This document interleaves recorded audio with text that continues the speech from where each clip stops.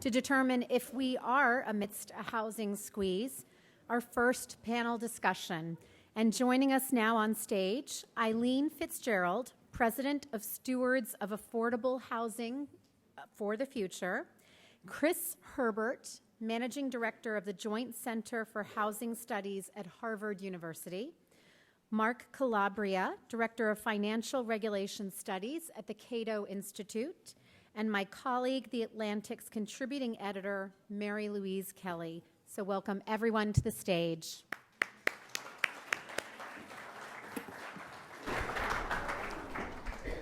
Great. Good afternoon, everybody. And welcome to you all. So we're going to focus this next conversation on affordable housing, what it is, why there isn't enough of it. And I want to start, as you all know, we opened the afternoon hearing from Secretary Castro at HUD. He and others at HUD have talked a lot about that we are in an affordable housing crisis. And I want to start with that and just get a quick, rapid reaction from each of you. Crisis? Affordable housing crisis? Is that too strong a word, or is that accurate summary of where we are? I think it's not too strong a word. If you go back, you look back over 50 years, but 1960, we had about a quarter of renters paying more than 30% of their income for housing, about 12% paying more than half. Fast forward now, those numbers have doubled. So we have half of renters paying more than 30% of their income from housing, more than a quarter spending more than half their income on housing. That's a lot of people spending a disproportionate amount of their income on housing. And when you do that, it means you spend a lot less on food, you spend less on health care, you save less on retirement, you're more insecurely housed. And so there's many, many ways in which that carries over into really undermining people's well-being. And so I think when you have that many people facing that significant a problem, a crisis is not too strong a word. You know, it's funny, you mentioned what percentage of people, you said more than half are now spending, are now spending more than half of their income on housing, which is incredible. I mean, I remember being raised, and you get the talk, I got the financial literacy talk from my dad, and how to balance a checkbook. I think he worked in how to change a tire. There were some other things, but one of the things you're taught is never spend more than a third of your income on housing. Have we just completely blown through that? Well, we have, because there's really not much choice. When you go out in the market and you want to get a place to live, that's what your choice is. And so one of the reasons why we're seeing more and more young people stay at home as long as they are is because they're facing that choice and they have options. But families don't have that option. Older people don't have that option. And so their only option is to spend more than they can on their housing, or live in crummy housing, or live a long way from where they work and the like. And people are making all those trade-offs. Eileen? And, seniors, 44% of seniors pay more than 30% of their income for rent. And when you think about that, a lot of seniors have very low incomes. I mean, the average Social Security pay is $1,300 in 2015. So that the family crisis is real, whether you call it a crisis or it's just really, really bad, however you want to describe that, it's a huge problem out there. And it's one that we don't see the solution in sight, because we have a massive supply problem, and supply takes a while. You can't just snap your fingers and get the supply out there. So this is, if you define it as a crisis, it's because we can't transform it overnight. And every day that we don't deal with the fact that we don't have more supply, we're digging a deeper and deeper hole. Well, I want to come back to the supply issue in just a second, but Mark, let me let you in here. Are we in a crisis? So while agreeing with everything that's been said, I'm hesitant because I don't like the word crisis. I feel like it's used for everything under the sun. I agree with the really, really bad problem. I agree this is a real Housing gate. Is that Housing better? gate. Housing gate. This has very systemic negative effects, obviously on families and on our entire economy. So it's the way, I agree with everything that's been said.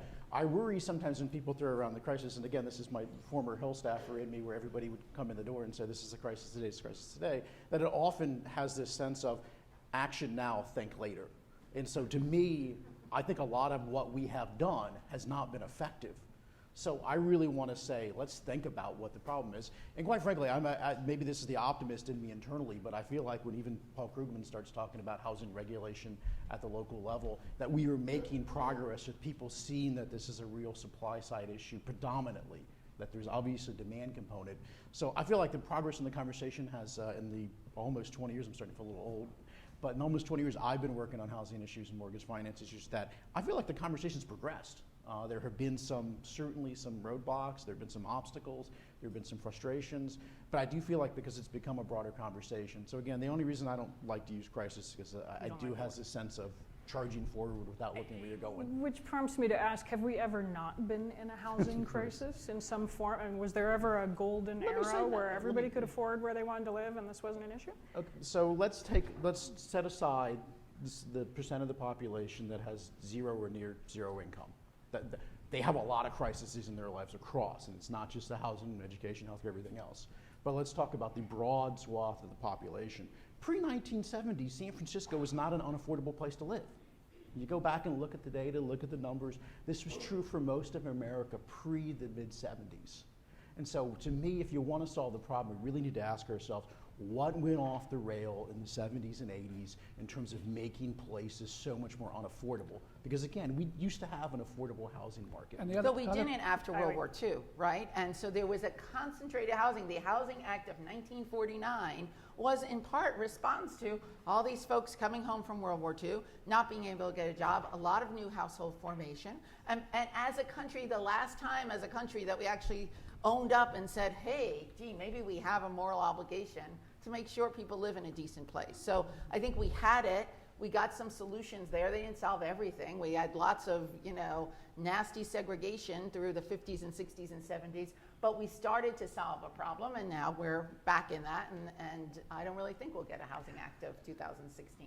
You have that, I want to jump in. Well, Mark. just, Go for it. I think if we go back in time, part of the reason why we have the problem now too is it's not just a housing story, it is an income story. Right. And so we've had widening income inequality. And so when we talk about why has housing affordability gotten so much worse over the last decade or more, we've seen real rents go up by 7%, so there's certainly that housing side where it's costing more than everything else to build housing.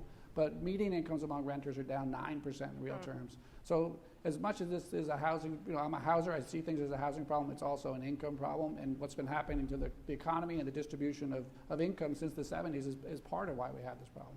Just before we move on, because y'all raise a lot of things I want to follow up on, but I promised we would define what affordable housing is.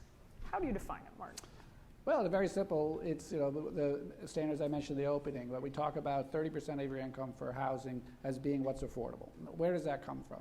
It turns out it goes back to an old rule of thumb that said a week's wages for a month's rent. Mm-hmm. And the idea was just this general rule of thumb that you can have everything else in your life you're going to have to spend money on, so don't spend too much of your housing on income on housing.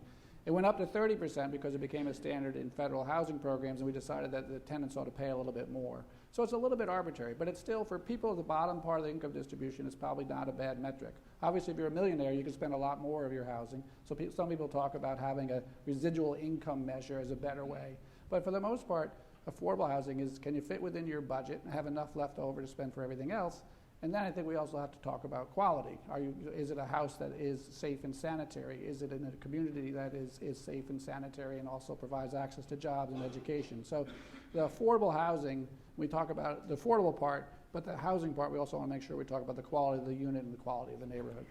Eileen, you opened the door to talking about supply issues, and which interests me because so much of the discussion, I feel like, focuses on the demand side. Certainly it seems that's where policymakers were focused in these years post-Great Recession, was trying to keep mortgage rates low, trying to make sure that people had access to credit.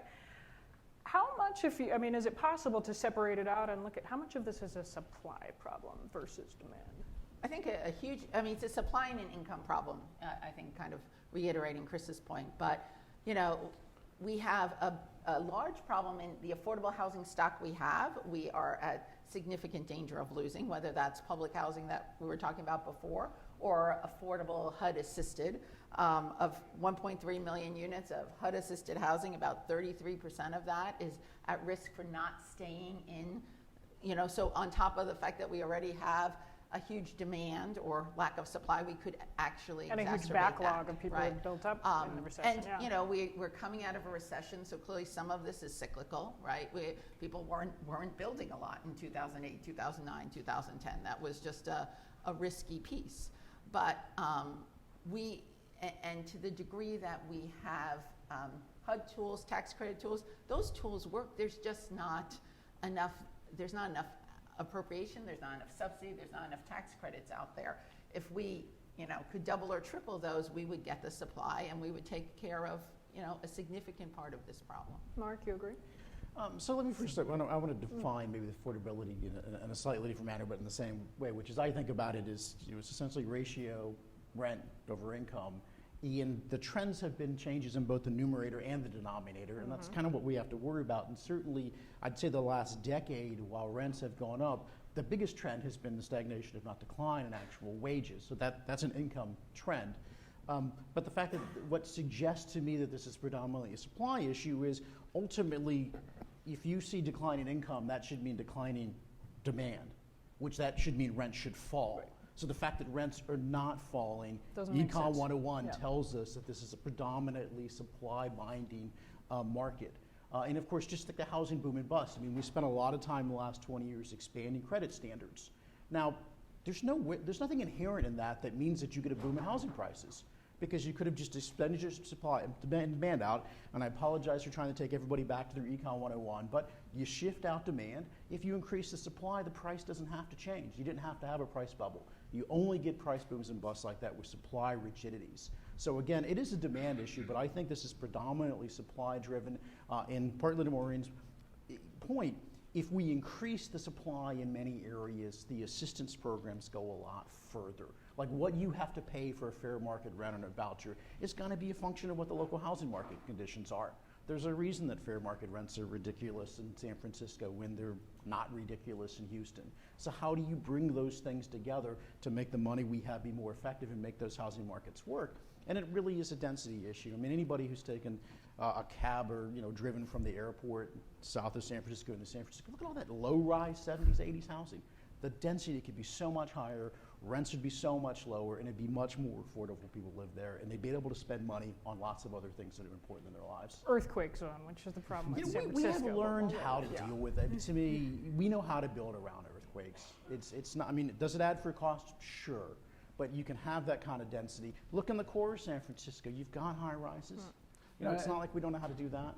And back to your point, it's like, do we always have a crisis? I mean, I think this issue about regulatory structures at the state and local level are a big issue, and I think they ratchet up over time. So if we go back to the 70s, and then in the 80s in New England, where I live, we had a huge building boom, and a lot of that boom was condos that took place in the suburban areas, southern New Hampshire, and those towns didn't have zoning to keep that out. After that boom, you know that they did. They learned what would happen if they didn't have those regulations in place. Each time we have a building boom, each time communities deal with that issue, more and more places ratchet down how much they can supply. So that makes it tighter and tighter each decade, each housing cycle. And I think we're seeing the results of that now. So if you look, we're building a lot of housing right now. What we're building are very expensive apartments in the central cities of metropolitan areas. Not that we don't need that housing, but we need a whole lot more than just that. The Right. median rent on a new apartment last year was $1,372. And you have to have a whole lot more money than the median renter to be able to afford that apartment. So we do have a supply problem, and part of it is how much we can build in different places in our metropolitan areas. All right, so we've already heard a couple of ideas of how you start tackling the supply problem. The density issue and building up is one. Zoning issues are obviously another key one. I want to tempt you all to wade into this swamp of a debate with me over how we should spend federal dollars, federal energy, in terms of getting affordable housing to the people who need it on lower income levels. I mean, the historic debate has been, do you target your dollars, target your energy into providing more affordable housing where the people who need it live, in poorer neighborhoods, or do you try to set up some sort of program, whether it's subsidies, whether it's credits, whatever it is, to get those people out and move them into, I think Steve used the term snootier neighborhoods, but neighborhoods where they would have opportunities, better schools, better jobs, better other aspects to life. Where It's do just you, a where do you false fall on that? dichotomy. You can't think of that as end. You're going to have neighborhoods that have nobody living them? Unlikely. We have a supply problem, right? So firmly, people should have opportunity. They should be able to live. Every community in America should be accessible if you're, depending on your race and gender and sexual preference and religion and everything.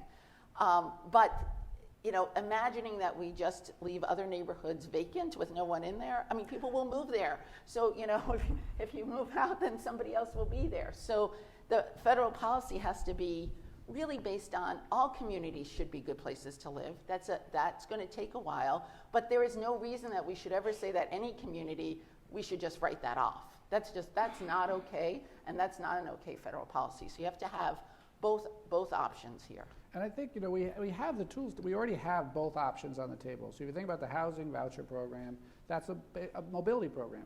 It hasn't lived up to its potential for a host of reasons. Certainly the way FMRs, the fair market rents, are determined and how that frames where you go. So there's things like small area FMRs that will allow you to pay different amounts for different parts of the metropolitan area. They can help open up those, having more counseling to get people more aware of the choices, having more incentives for landlords so that they'll be willing to participate in this program. So if we take the housing voucher program and add improvements to it, we can make it more of a mobility program that it's been and have it open up to snooty or just working class, good, solid neighborhoods more than it has up to now. And the production side, we have the low-income housing tax credit, we have the home program, and I think they have a very solid track record of producing good quality housing.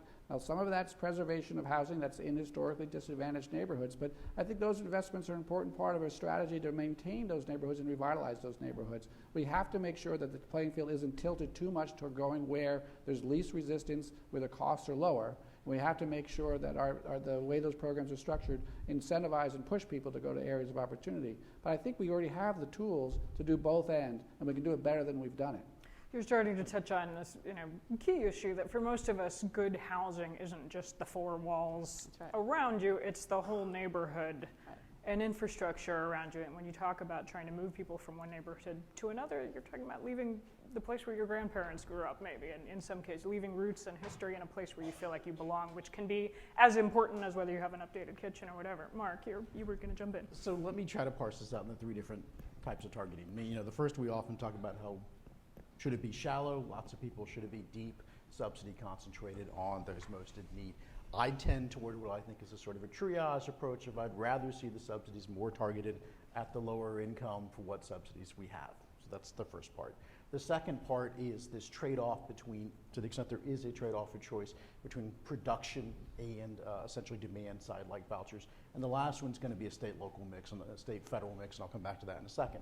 So to me, what I would prefer to see is that the federal approach tends to be something that deals with the income issue, and not the supply approach, because again, we're not writing off these communities no more than we would expect the communities and localities to write them off themselves. Do we think Michigan should write off Detroit? But do we think Michigan should have some responsibility for Detroit? And so again, what I push back on is saying that this is solely a federal issue, that we're just supposed to do everything, but we're going to set up a control board or something and take over every city in America that's not functioning correctly. No, we need buy-in from these localities to do their part while we do our part, and it needs to be a real partnership. And it needs to be, you can't just come to Washington and say, write me a check and ask for no accountability with it and not have some buy-in. So for me, I think the easy distinction, and I believe it was about 10 years ago that some folks at Urban Institute suggested what I thought was a really neat ideal, which is you would have a voucher that would be a flat standard, and the locality would have to up over that to account for local housing costs. Because at the end of the day, how do we get high-cost areas to internalize the choices that they have made? Because let me be very clear. For places like San Francisco, for places like New York, the choices that they have made, they have chosen to be unaffordable. This is not something that just happened to them. Tell me they if can I'm choose to be unaffordable. Well, yeah, Tell but me- Mark, then you yeah. could say what? Mississippi has chosen to be affordable, so Yes, the they have. state or Arkansas that ranked, 49th in education, 50th in healthcare, 48th in something else. So we should just take over the education No, system I'm in not Mississippi? saying that, but I think that's a little bit of, I could create a lot of affordability and somebody might have absolutely no opportunity. So there's no responsibility on the But part of I localities. didn't say that. Okay, And I then don't think how there do you is measure them? anybody coming to DC asking for a blank check. in Chris, 30 I minutes. got it all the Hold on, time. hold as a on, capital hold on, health Chris. engineer. But Mark, you've got to admit that places like New York City, who are saying we're going to create 250,000 units over the next 10 years, 20 years, I can't remember the length of the plan, but using upzoning, right, and trying to use the powers we have of land use regulation.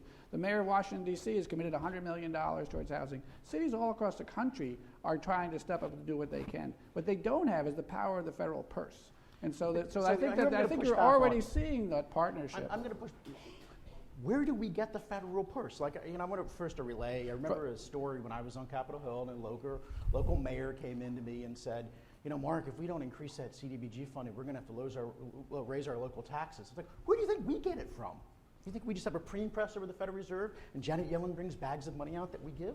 No, That's not the way it taxes, works? well, it's going to be that way it works. But my point is that the resources that that these cities and localities have should be predominantly their own, and they should be committed to it. We don't have any, Right, again, but in magic whatever way potion it here does, in Washington. it takes money somewhere Yes, it does. to create that subsidy. It takes zoning, and it takes density, and it takes some money. And whether, we could sit here all day saying what level of government that should be at, that subsidy, but I don't think we're arguing that. I want to change the direction of the conversation in just a second, but I just want to follow up. I hear real frustration in your voice.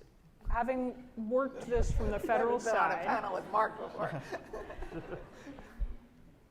at how little, what's the right word, teeth the federal government has, how little power the federal government has.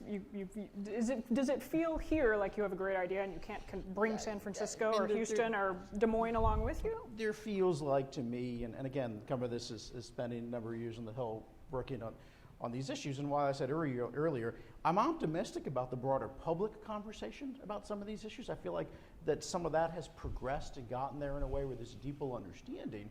But quite frankly, to me, it just got so gridlocked and I don't necessarily mean party-wise. I mean that, like for instance, I'll give you an example. We spent a couple of months trying to figure out how do you coordinate the rules in the voucher program with the low-income housing tax credit program, because it's like you need the number of lawyers you need in a room to make a deal work with all the various subsidies. And so you would think anybody would say, yeah, let's put some lawyers out of work and let's actually make this thing work where more of the money could go to the recipients. But once you started down that path, we had to abandon it at some point because everybody had some argument over why this rule here had to stay that way. And so to me, the coordination of this just became so difficult. And quite frankly, what I would do is do something more like home, where a state like New Jersey can decide to use most of their home money for vouchers and another state can use none of their home money And for meanwhile, vouchers. home, was cut. So we used to be at $4 billion or $3 billion. Now we're at $997 million in life support. I think the story from that is that you really need to be concerned and caring about how these programs look, because all it takes is one bad story in the newspaper. And again, we're going to say bad publicity. We could go there. Some of that was NIMBY. Well, that's there too. Right. But we haven't brought up the mortgage interest tax credit reduction, which people will yell at me at the end if we don't do that. We all agree on that. $69.7 billion, that's the biggest housing investment that we make in this country. So we can't really sit here and have a housing conversation and not recognize that we're almost putting $70 billion, which is going obviously much more to people like me than to the folks who were trying to get housing in Yonkers. One other big trend I want to put on the table, and then I'm going to open it up to audience questions, is, and Chris, you've been writing about this shift, fundamental shift, as you have described it, from ownership to renting, and what factors are driving that. We are at a generational low in terms of home ownership. Why? And what are the ramifications to that? As we all know, that home ownership has been the probably biggest building block to pulling people up to middle class wealth and stability. So if we're not owning our homes, how do you otherwise do that? Well, when you have a drop of 5 percentage points in the amount of time we've had, it's not going to be one factor. And certainly, I think it's partly the fact that the home ownership rate was overinflated. And I think it was overinflated in part because of what happened in the credit markets, in part because of the fact that we had this rising housing price bubble that attracted a lot of people to buy homes who were attracted for purely financial play and not because they wanted someplace to live. So I think part of it is a correction from that. I think we've well overshot that correction, and I think we've overshot it in part because of what's happened in the economy, that people lost jobs, their incomes have fallen, their credit scores have been damaged. I think it's fallen in part because of secular trends. I think all along we've seen people marrying later, having families later. Those things are tied to home ownership. So you put all those together, we're going to have lower home ownership rates. So I think what we're seeing now is in part the fact that credit's tighter than it ought to be, particularly for people in the middle of the credit score distribution. People are still struggling to regain their financial footing from where they were before. And I think there's been some reassessment of home ownership to some degree in terms of when does it make sense, and people are making more rational decisions about where they want to live as opposed to where they want to invest their money. You think that's like a cultural generation? I don't think it's a cultural thing. I think we're just kind of getting back to what people should be doing, which is doing this as a place to live and not just as an asset to invest in. If you want to do that, buy a REIT. But if you want someplace to live, then you talk about home ownership. So is this a problem? I think it is. I think it's a problem because I think if you look at people's desire to own homes, I think it's higher than they're able to effectuate now. And so I think that we have to, and that does have virtues in terms of having more stable housing costs, having roots in the community, more security of tenure. So I think we have to make sure, and this is, what's the magic homeownership rate? I don't know what that number is. Right. But I think that what we want to make sure is that people have the desire and the ability to own, can do that, and can do that safely. I do want to say that I always get in trouble when I start talking about the virtues of homeownership and saying that I'm denigrating renting. Don't want to do that. I think having strong and stable rental options is important too, because that's going to be an important option for people at a lot of phases of their life, and we have to make sure we have a well-functioning rental market, and we don't tilt the playing field one way or the other. Okay. And just on homeownership, Quick point. African American and Latino homeownership is way lower. Right. And that's something that we have to worry about because it does create systemic inequality going forward. Right, and I think that if we close the door on homeownership now, we've had a whole generation of whites who have benefited from it, and now we're going to say, no, we were wrong about that, just when we have 50% of young people today are people of color. And so I think we're really going to be reneging on an option that we made for the previous generation for the next generation. Questions. The shorter you keep them, the more we can fit in. I see one. We've got two right here, so we'll take yours and then come to you. Hold on, one. If I can just ask you to wait, the mic's right here. You go.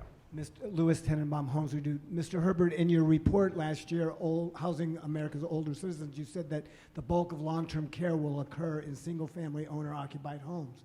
How can we finance or incentivize upgrading those homes so they're actually good places for long-term care to occur for middle-class homeowners? Well, it is going to be an increasing issue, particularly since we have 80% of older people own their homes, more people retiring with mortgage debt already. I mean, I think we have to think about ways in which we can provide incentives through the tax system for people to do the right thing. I think we need to do more consumer awareness so that people, when they're in their 60s and at that phase of life, make decisions about where to live and what to do to their houses so that it's ready for them when they get to be older. And I think we need to think about, for people who aren't homeowners, I think we need to think about having expanded options for renters and places they can live with that are accessible and have supportive services. It's going to cost money, and I think that we have to. We're already spending a lot of money in the healthcare system, and I think if we kind of redirect some of that to give people supports in their homes, we'll save money on that side and help people age in places they want to. And there's creativity with Medicare waivers, and we're just starting to see a little bit of that. And the states, they have some big budget dollars, so part of this is trying to figure out how to really effectively make the argument that's in their interest, even if it's not a Medicare, Medicaid dollar, to invest in keeping somebody in their home, whether that's rental or housing versus skilled nursing or some other options. So there's evidence there. This is a place where the evidence is there, policies, sadly Catching up. not. Catching up. We have a question right here. Mike, right here on the edge. This gentleman. Yes, here we go. Thank you. Tom Dickinson, TechCast Global. A somewhat related question. Could you comment on how or if there's an intersection for preserving the stock of affordable housing and historic preservation? Instead of demolishing an older, perfectly livable quality home and putting up a mega mansion, creating incentives to keep those older homes in place and available. Yeah, certainly on the multifamily side, you see that much more. On the single-family side, that's, gets into kind of zoning and historic credit. I live in a historic home, it is a big challenge. So I think there's a possibility. I think it will be challenging to go that space because there's a lot involved on the single-family side. Mark, what do you think? Should that be a priority? Well, the question certainly should be for localities themselves to decide, but I do worry about that the process for rehab and rehabilitation and building right now in most jurisdictions is already so cumbersome that I would be reluctant to add more to what I think is already a troubling process. But I'll make one final point. I think there needs to be a recognition that all of the pieces of the housing market fit together in locality. If you have a lot of single-family housing and a shortage of rentals, some people will be able to rent single-family housing. If you have a lot of rental, then that's going to affect the homeownership rate too. And the point I'm going with this is that, on one hand, I think people who are upper income need to recognize that their community needs low, moderate income housing, and it's good for the community. I also think people who work in advocacy have to recognize that, the mega mansions of the world, every new construction has about 4 moves associated with it as people move up the housing ladder. So for me, everybody, Bill Gates needs a place to live, the homeless guy needs a place to live. I'm for everybody having a place to live, so I'm not going to be anti-mega mansion, just like I'm not NIMBY on affordable housing across my street either. I wonder, it does go back to this issue, though, of neighborhoods and what makes a neighborhood feel like home and gives it a distinct character, so you don't have these cookie-cutter communities, and a house in San Diego looks just like a place in, I don't know, Boston, which looks just like a place in Topeka. I mean, there's something to be said. And maybe I take your point about not wanting to add to the burdensome regulations, but you give people a credit The for cookie-cutter keeping live-it that. towns of the world were really affordable housing for working families, and they were important, and I think that that's a role that I don't, just because it's not our taste does not necessarily mean dismissive of it. But 100 years ago, you looked at Eileen, communities, last word. you might have had blocks that were wealthy, but people didn't have the transit options. So, it's a fairly recent invention to have communities that are so segregated by income, because you had to have the people who are working in that community to support the wealthier people had to be could live close by, right? So this is unfortunately, a transit, it's a bad consequence of transit. All right, Eileen Fitzgerald, Mark Calabria, Chris Herbert, thank you so much. Thank you. Thank you. Thank you.